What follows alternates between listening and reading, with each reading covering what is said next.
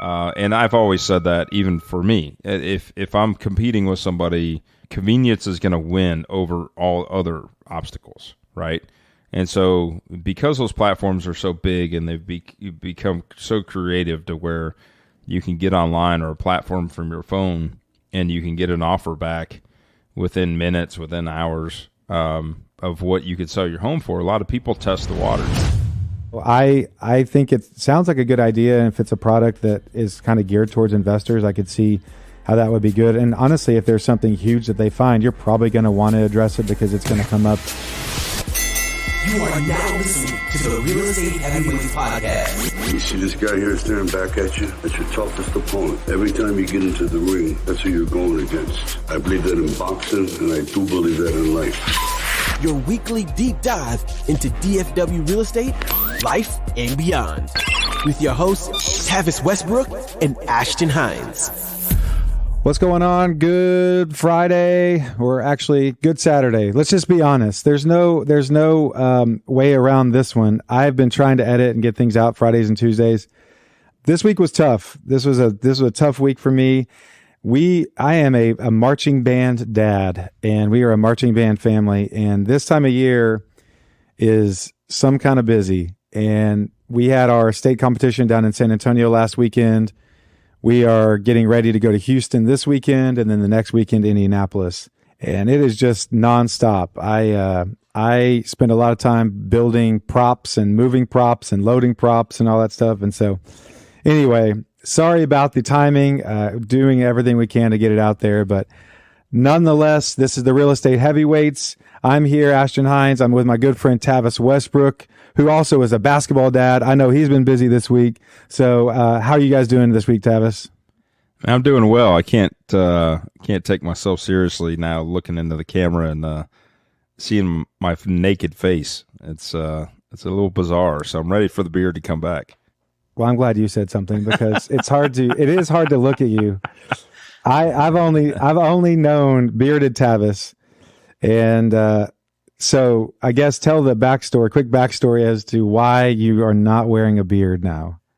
Well, because I was the best Elvis impersonator you've ever seen before. That's true. Yes, on Halloween we were in San Antonio with the competition, and you're sending me pictures. I'm like, holy cow! Like you shaved your beard, you dyed your hair, yep, and you have these like crazy chops, the sideburns. Yes. And you I don't know if you rented the costume or you bought it so you could wear it later just for dinner or something, but that was a super legit Elvis costume. The whole thing was great. Made it.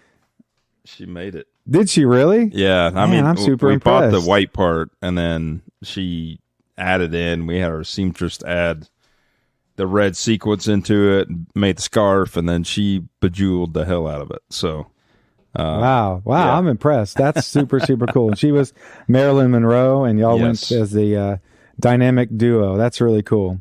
But yes, it has left you beardless at least for a while. So yeah, for a week. If you start 1 week, I think the hair dye will last longer than the non-beard, but then it's going to look really weird because then I'm going to have a white beard with this jet black hair. So we're going to have to see how that turns out.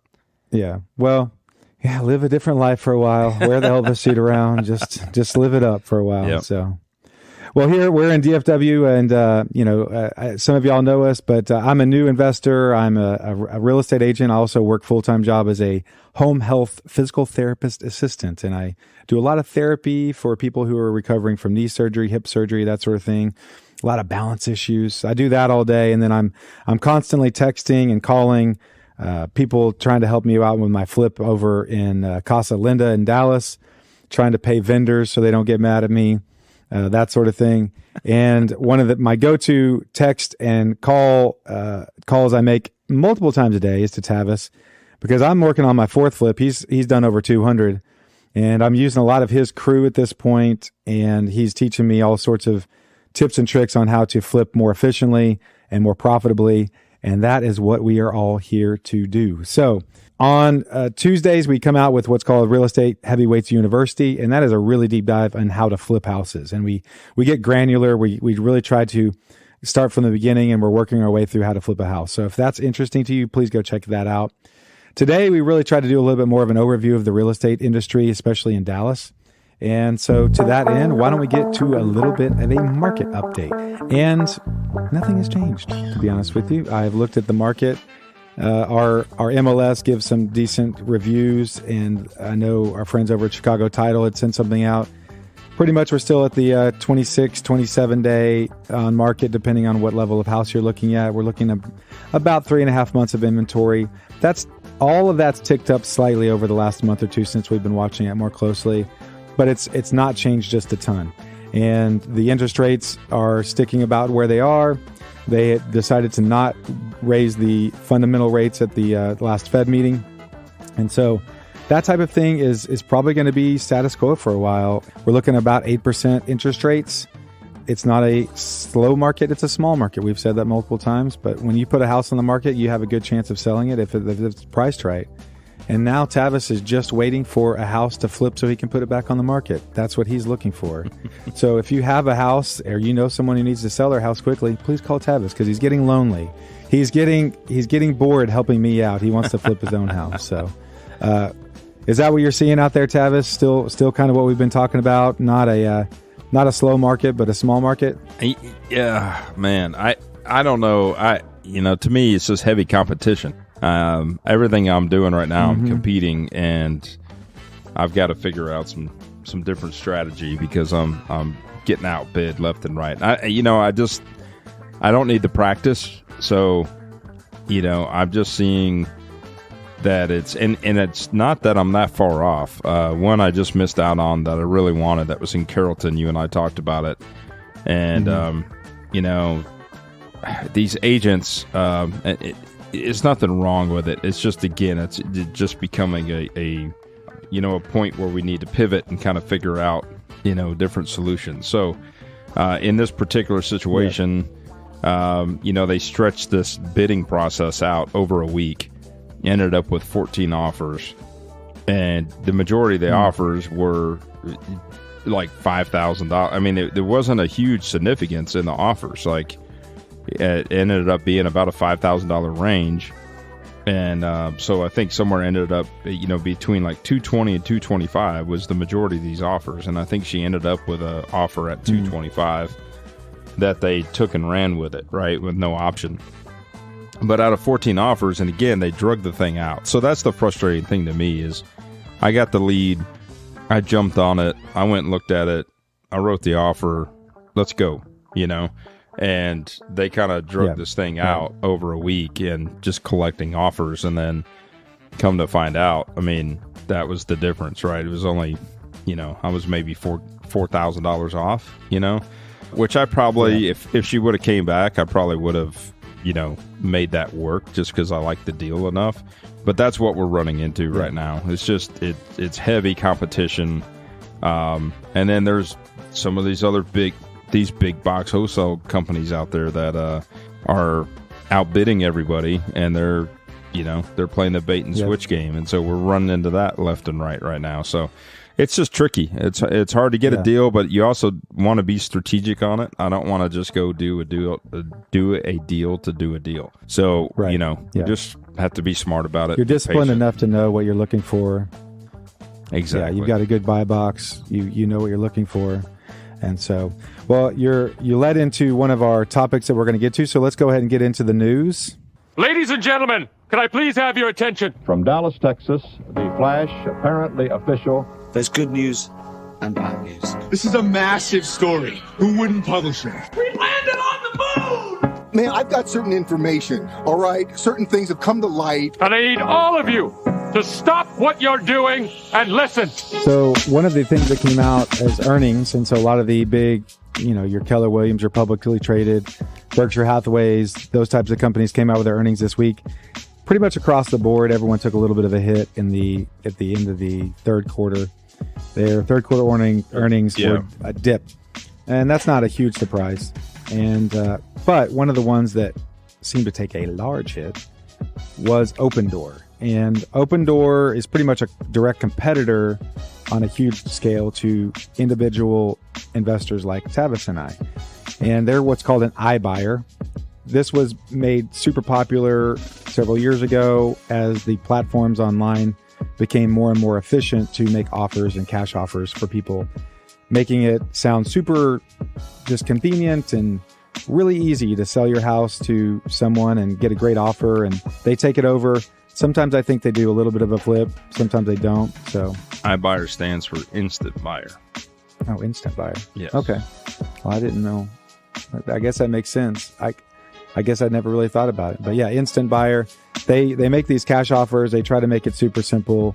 They may do somewhat of a rehab. I know early on they were doing more of a rehab. Now it seems more of a lipstick type thing.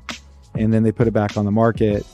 Open Door, they have a deal with EXP that's not terribly old. EXP is using them as a platform to offer cash offers to their clients. So it's something that people have been trying. I don't know that anyone has figured it out, because it does seem like a lot of these iBuyers are just, they continually are changing their strategies, and they're coming and they're going. And so I don't know what it looks like long term, but it doesn't seem to be a huge threat. Do you see that you lose out too many deals to these big institutional iBuyers? I think, it's definitely been a disruptor in the traditional real estate market, right? So now you've got big platforms like, Keller Williams and EXP and Redfin and, Zillow, but everybody's kind of created their own version of the iBuyer program, to compete with these big box companies. The biggest ones out there are Open Door and OfferPad. And so that being said, they've created these avenues to compete against that, because at the end of the day, iBuyers are a solution to convenience, right? It's a convenience-based buyer. And I've always said that, even for me, if I'm competing with somebody, convenience is going to win over all other obstacles, right? And so because those platforms are so big and they've become so creative to where you can get online or a platform from your phone and you can get an offer back within minutes, within hours of what you could sell your home for, a lot of people test the waters. And they may be in a situation where they want to go buy something else, and that just becomes the easy button, right? And I'm sure that the numbers are down this year from past years because of the overall demand and the overall amount of properties that are selling, right? We talk weekly about the lack of inventory and people, going, okay, if I sell, where do I go? And I've got this great interest rate and I go buy something else, I'm going to be in a new interest rate. So I think that still has a connection there. I think that's probably why we're seeing those numbers are down overall, is people are having to strategize what their options are, versus 2 years ago when the market was high and they were like, hey, I'm going to sell, but I don't want to do any work. I want the convenience play. I found another property that I really want. Interest rates are low. I've got a new purchase that I want to make, but I need to sell my house. What's my easy solution? Right. And so those opportunities exist. That's something that we're seeing in our own circle. I hang my license with Keller Williams, and we have a program there that other agents can participate in. And, it's somewhat created a monster, because you've got agents that will put things out off market because it's convenient for a seller. There's a lot of stuff that goes on those programs that aren't distressed at all. They're literally like a move-in ready house that doesn't need any work, and there's only a discount of maybe $30,000-$40,000. But the seller doesn't want to sign the yard. They don't want to list it. They don't want pictures. They don't want your traditional listing program. So this is a solution for the agent to still get involved and facilitate that sale to somebody that is looking for a pocket listing that's a little bit discounted, right? Versus for me, the numbers need to really make sense and be low enough to where it works. This one the other day I bid on was actually first came off the platform of the iFinder platform, and I bid on it, and then the agent actually called me when I put out a Facebook post saying, hey, I want more property, and she sent me the same property I'd already bid on, which There was no way for her to know that I did that. So I had the opportunity to go walk it at that point, right?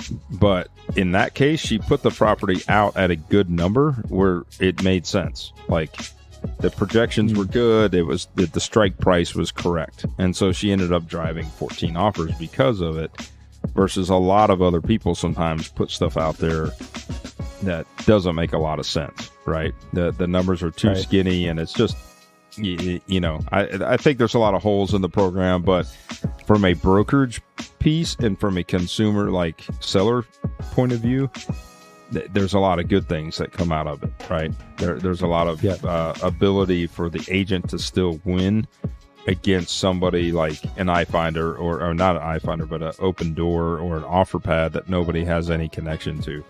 So it keeps the seller and the agent engaged through that journey. Yeah, for sure. I know we talked a little bit about another person or another group that came out with earnings that were down is Builders First Source. They're a company that we use for trim and a lot of our raw materials for building. I think that they probably deliver full frame packages, I'm sure, but they're based here in DFW and their earnings are down. And I know you were talking about how you feel that Home Depot and some of the bigger boxes they're getting more competitive on some of their line items like doors and windows and that sort of thing. And random side note, I grew up in the blinds and shutters business.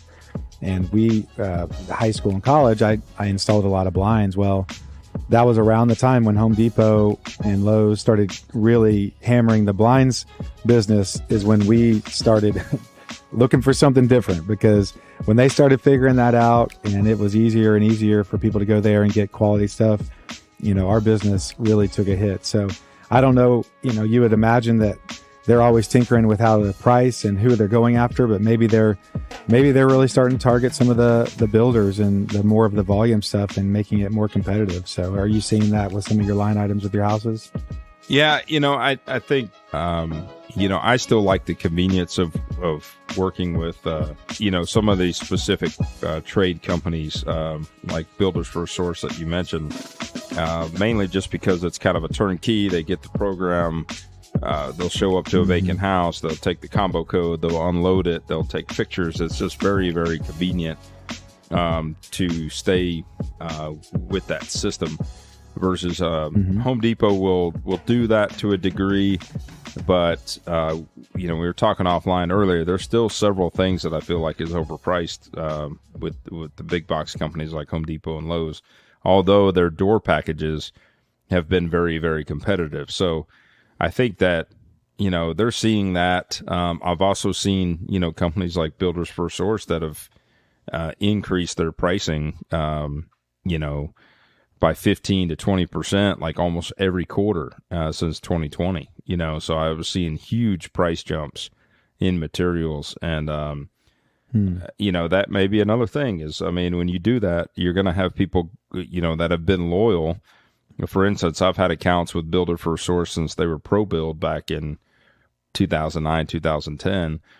And, you know, when they start doing that, you're going to go off and start trying to find a new sales rep somewhere else to build a new relationship with. So I'm sure that's all part of the storm, right? When we're seeing these articles, definitely us being boots on the ground and seeing it directly. I mean, I know how it affects me. You know, if everything's working good and things got a good system and the numbers make sense, you know, I could deal with a little bit of a price increase, but when it really goes up and things start getting really competitive, then, you know, we're going to start looking at other options. And it's inconvenient for a little while you're building new relationships, but it's worth it. Yeah. The bottom line is the bottom line. So, well, we had someone reach out and ask a question to us. If you have a question, please find us online, Instagram, Twitter, Facebook, or if you have our phone numbers, because we're realtors and you know that, please reach out, send us a message. So here's a message we got, and we're going to try to help this dude out. Ashton, Tavis, I was just calling in with a quick question. I'm actually working on a flip right now, and it'll be coming to market soon. And I wanted to know or get y'all's opinion on getting it pre-inspected. In particular, like kind of a 7-point inspection, looking at foundation, roof, electrical, plumbing. The little stuff regarding windows, that kind of stuff, not too concerned about, but just wanted to get y'all's thoughts on what that looks like as far as having that information to provide to a potential buyer before you go under contract to try to mitigate any, hard negotiations during the option period. Well, cool. Well, definitely thanks for the question. And so, yeah, I know I've actually asked you this same question in the past. Do you advocate for an inspection before you list your house? I wanted to do it at Polk because I kind of wanted to know what was going to come up so I could address it. And you have a different way of looking at it. So what do you typically advise on getting an inspection? I think this one might be a slightly different one. It sounds like it's more of an investor friendly one where it's kind of the big chunks. It's not all the little bitty GFCI nitpicky stuff, but it's more of an overview of some of the bigger systems. So what would you advise on that? So number one thing to think about is anything that you receive, especially in an inspection format or an engineer format, etc., you're supposed to disclose that according to TREC guidelines, especially if you're licensed, right? I mean, more so if you're licensed, you should make sure that the homeowner is disclosing everything they know and any kind of inspection reports, etc., that they've received recently. But especially if you're the seller, right? So number one is just be prepared that any information that you receive about your property, you're going to have to disclose it. So if you get a full-blown inspection report, it might be completely different than the next inspector that the buyer hires to come inspect the property.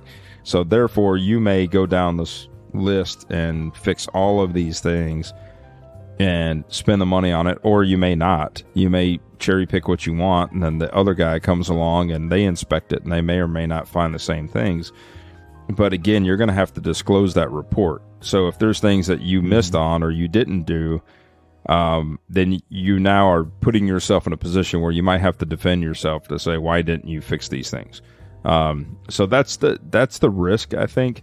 On the other hand, if it is kind of an investment friendly list and it's not something that you're doing, every day or feel confident with your trades, etc., and you haven't really been through this process before, it might be a good idea to do it. And again, just be prepared to disclose it and be prepared to kind of address or acknowledge those things that are existing. And if they are existing, then you probably need to put that in seller's disclosure that those things are brought up on the inspection report and you didn't address it or you left it alone, right? So it goes into disclosing and over disclosing, which I'm a big advocate for in this business, because we're in the kind of business that, we're buying a property, we're renovating the property, but there's things in the home that we don't know prior to us buying the property, right? And we only know what we were disclosed with. So there may be something that we either find during the rehab that we're going to address and repair, or there may be something that we never knew about. And therefore, right. It's important that we do disclose what we do know about, because there might be things that a neighbor comes later and go, hey, do you know that there was a fire on this property 20 years ago? Nobody knew. Right. But if the buyer feels like they were sold a property with you knowing something and you didn't disclose it, now you've got a potential lawsuit on you. So if you are including in as many facts as you can and documentations when you go to sell the property, you're going to have a lot better opportunity in court, in my opinion, to defend yourself. If you're saying, hey, I had no clue about that, it was never disclosed to me, but these are all the things that I did know and all the things I did include and did disclose. This is what I know. So I think it's important just to be aware of anytime you kind of go that direction of getting more information about the property, be prepared to share it. So I am a fan of having engineer reports. I am a fan of disclosing even the previous, like the seller that sold me the property. I'll sometimes include that seller's disclosure into my packet, and I'll label it previous seller's disclosure. That's a little bit overkill. But again, it's like, hey, these are facts that were given to me.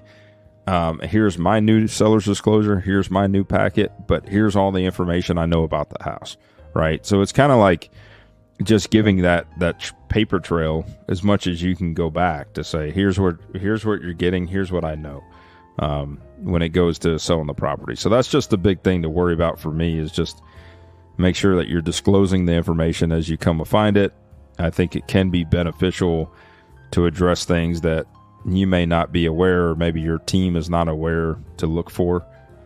So, Ashton, what say you? Well, I mean, I'm kind of on the same page. If you're really going to do it right and you're going to disclose everything, you do have to be careful about, uncovering things that you're not really wanting to. Maybe it's not even in the budget.